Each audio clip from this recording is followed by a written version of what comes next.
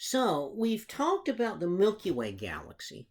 That's our local home. That's the collection of things that make up our own galaxy. And we've talked about the local group. That's the little group of galaxies the Milky Way belongs to. And so we've already introduced the idea about what are galaxies and what how they're structured in terms of groups. So our next topic here to study is kind of big picture, looking beyond just the Milky Way, and so looking at other galaxies. So here's a picture of the Andromeda Galaxy. It used to be called the Great Spiral Nebula Andromeda. We talked about the history of this, how they used to think this was a cloud of gas swirling together to make a star, until Edwin Hubble discovered, oh no, wait, it's an entire galaxy. Our galaxy, again, seen from the inside. You've seen this picture before. Okay. We talked about the Curtis-Shapley debate, early part of the 20th century, in which they made these arguments about, what are these spiral nebulae. Abel Curtis actually was the one pushing the idea that they are things like the Milky Way. Island universes is the name that he used to describe this, and Harlow Shapley arguing that the Milky Way really is the entire universe, and how the argument was really settled by when Hubble discovered a way of measuring the distance to the Andromeda Galaxy. Okay. So the way we measure distances to galaxies, the nearby galaxies, is with Cepheid variables in the galaxy, and that lets us find the distance. So here we have a very pretty galaxy, a nice spiral galaxy, grand design spiral. This spiral galaxy is M81, and it's about 12 million light years away. Now, when you talk about distances like that, millions of light years, humans really have a tough time conceptualizing a million. So, again, in astronomy, we often talk about parsecs. So 12 million light years is about 3,700,000 parsecs. Well, that's still a pretty big number. So divide by 1,000 to get kiloparsecs, or divide that by 1,000,000 to get megaparsecs. So a megaparsec is parsecs divided by 1,000,000. And so it's 3.68 megaparsecs. Now, 3.68, that's a number you can grasp. And it's a little over 3 2/3. You have an idea what 3 2/3 looks like. So we often talk about distances to galaxies in megaparsecs. Size of a galaxy, we often talk about in kiloparsecs. And then distance to nearby stars is either parsecs or light years. Well, if all Hubble did was measure the distance to, figure out what the Andromeda Galaxy is, what galaxies were, that would have made him famous. He did more than that. He also figured out a way of classifying galaxies, the Hubble classification system, which we still use.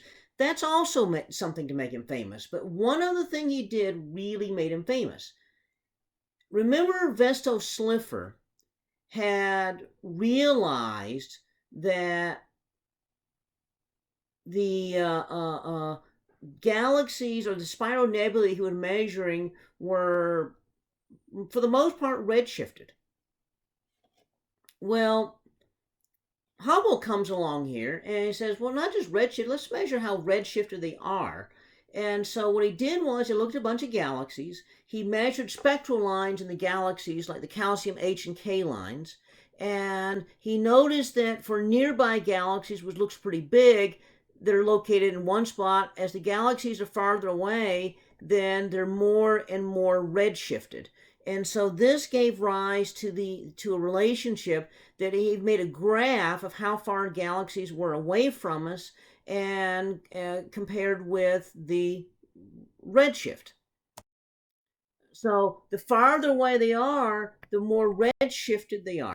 And so he made, in 1929, he made this graph. So the distance in megaparsecs is here. The recessional velocity in kilometers per second is here. And so there's a trend here.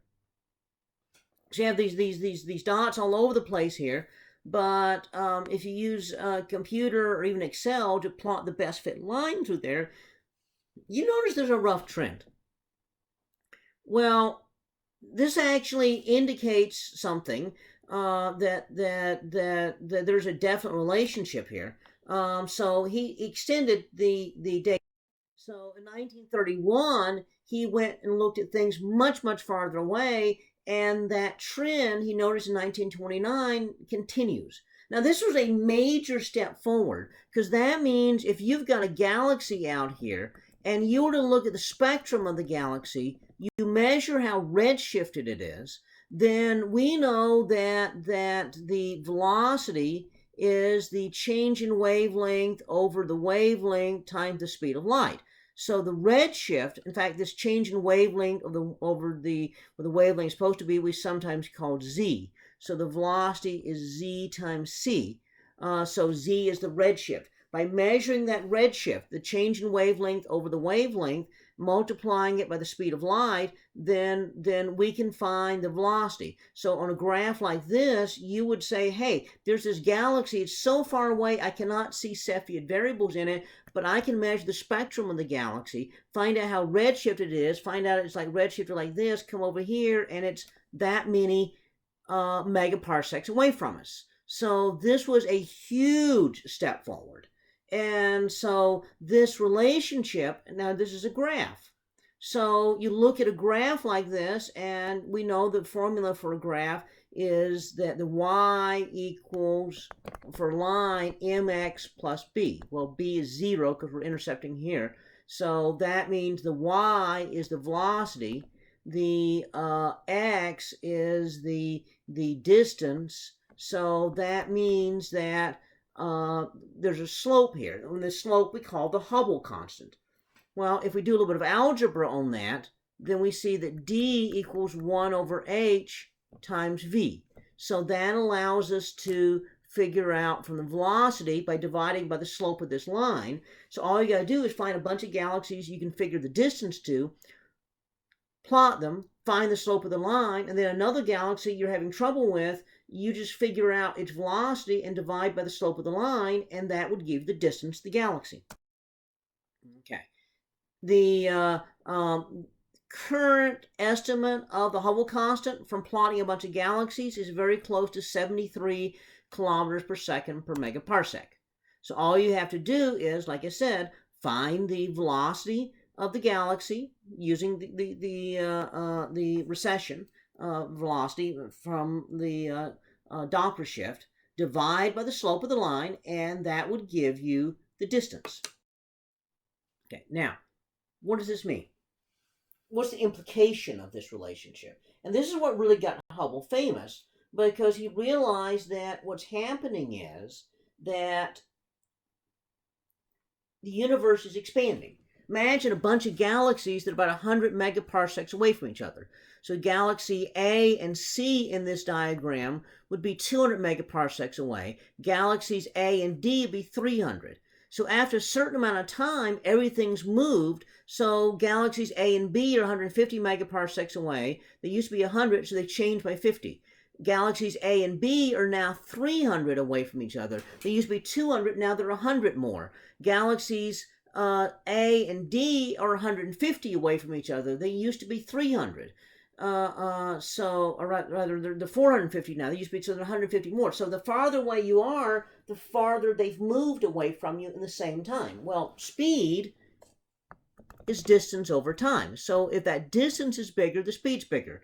So what this suggests is the universe is expanding away from, everything's getting farther and farther away from each other. The idea that the universe is expanding actually led Georges LeMaitre, Monsignor Georges LeMaitre. He was actually a science advisor for the Vatican and worked at the Vatican Observatory.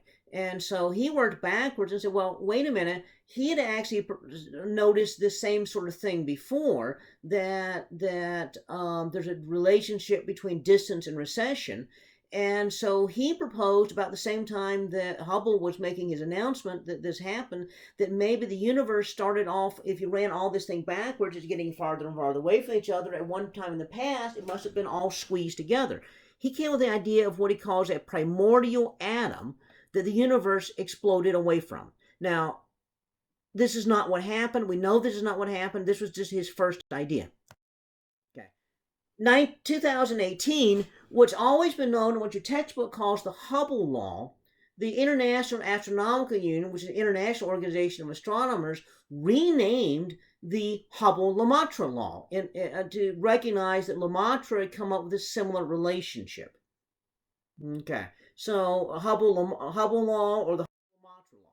Now, the idea that everything started primordial atom, Sir Fred Hoyle said that's ridiculous. In fact, if it was all squeezed together that tightly, it would collapse into a black hole, and that'd be the end of the universe. There'd be no universe at all. And so he says the whole thing's like silly, like some big bang happened and blew the whole universe apart. So he originated this term Big Bang as a very derisive, derogatory term to describe Lemaitre's idea. Well, what turns out is that we'll talk about this later, but using Einstein's equations of relativity, what we discover is that space can stretch, and really what's happening is things are not blowing away from each other. Instead, space is expanding. And as space expands, all the galaxies are getting further away from each other. I like to liken this to raisin bread because I like raisin bread. You get raisin bread and you make the dough and you have raisins in it, and then you bake it and the dough expands and all the raisins get farther away from each other. Well, if you slice open the raisin bread, you don't have little tunnels here where the raisins move through the bread to get away from each other. What happened was the bread expanded and the raisins were sitting still and went along for the ride. Turns out that we now have the mathematics to show that's what's happening in our universe. It's not that the galaxies are all moving away from each other. They're all sitting kind of close to still, but space between is expanding, it's stretching. And so things are getting farther away from each other. So there was no primordial atom blowing things away from each other. In fact, there's an entirely new explanation for how those happen. Now, unfortunately, they called that also the Big Bang. Okay.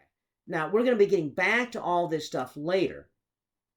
But to explain the whole thing, to do the detail, we have to understand the Hubble constant. Okay, we really ought to call it the Hubble LeMaitre constant, but we still call it the Hubble constant.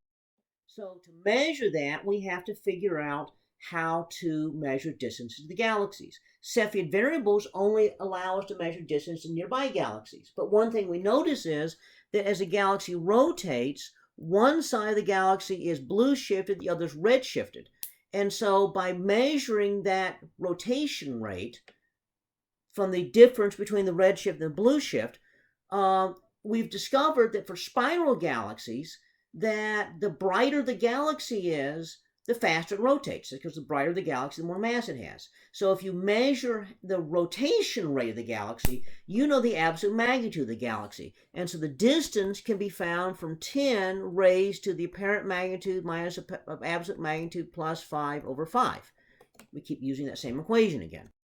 This is called the Tully-Fisher relationship. And so you would look at a galaxy and measure it and figure out the Tully-Fisher relationship. That's actually data I did in graduate school, looking at the Tully-Fisher relationship for SA galaxies. Turns out different kinds of galaxies have different Tully-Fisher relationships. So the Tully-Fisher relationship allows you to measure distances to galaxies too far away to see individual Cepheids. That's when they discovered that type 1a supernovae are all the same brightness. So type 1a supernovae, you can look at one of those in a really far away galaxy, you know the absolute magnitude, the apparent magnitude, and that allows you to find distance to really far away galaxies, almost to the edge of the universe. And so this builds sort of a distance pyramid in which we use radar to find distance to the planets to figure out what 1AU is, and then use parallax to figure out the distance nearby stars once we know what an AU is, and then main sequence fitting, which we talked about in lab, to figure out distance to star clusters, and from that, Cepheid variables. So this is how we build up our way of measuring distances. And that gives us the Hubble relationship.